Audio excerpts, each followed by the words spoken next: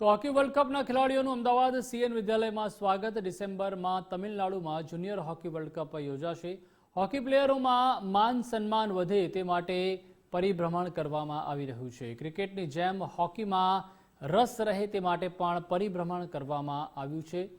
તો hockey world કપનું Ahmedabad CN વિદ્યાલયમાં સ્વાગત, જેમાં ડિસેમ્બરમાં તમિલનાડુમાં જુનિયર હોકી વર્લ્ડ કપ યોજાવાનો છે।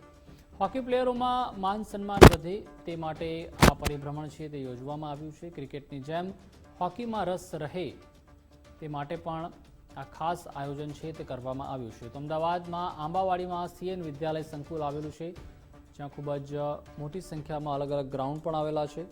તો ત્યાં આ ખેલાડીઓ છે હોકીના તેઓ પહોંચ્યા હતા અને હોકીની રમત જે છે તે આપણી ભારતીય નેશનલ સ્પોર્ટ્સ પણ છે આપણું, ત્યારે ખૂબ જ મોટી સંખ્યામાં જે અધિકારીઓ છે તે પણ ઉપસ્થિત રહ્યા હતા ટ્રોફી સાથે। તમામ જે આ પ્લેયર્સ છે તે પણ સીએન વિદ્યાલય ખાતે હાજર રહ્યા હતા।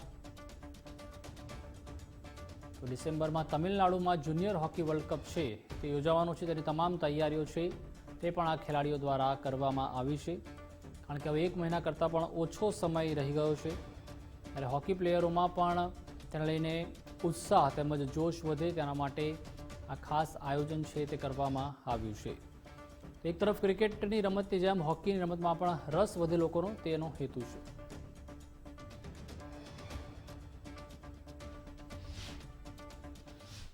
તારીખ 28 નવેમ્બરથી 5 ડિસેમ્બર સુધી ચેન્નઈ અને મદુરાઈ ખાતે આ જુનિયર વર્લ્ડ કપ રમાવાનો છે, જેના માટે 24 ટીમોએ ભાગ લીધેલો છે।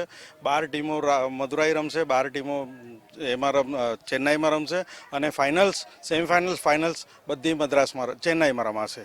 અને આ ટ્રોફી ટૂર આખા ઇન્ડિયામાં ફરી રહી છે, જે આજે આપણને હર્ષ ઉલ્લાસથી કહેવું પડે છે કે આજે આપણા અમદાવાદના આંગણે આવેલી છે, એટલે આપણા સીએમના છોકરાઓએ એમનું મોસ્ટ વેલકમ સ્વાગત કરેલું છે। અને આપણે આશા રાખીએ કે ચેન્નાઈ એ આપણા ઇન્ડિયા માટે લકી ગ્રાઉન્ડ છે અને ત્યાં મોસ્ટલી આપણે જીતીએ જ છે, અને આપણે આશા રાખીએ કે આપણા બધાના ગુડ વિશેસથી ચેન્નાઈમાં જુનિયર ઇન્ડિયા ટીમ જીતશે અને જીતશે જ।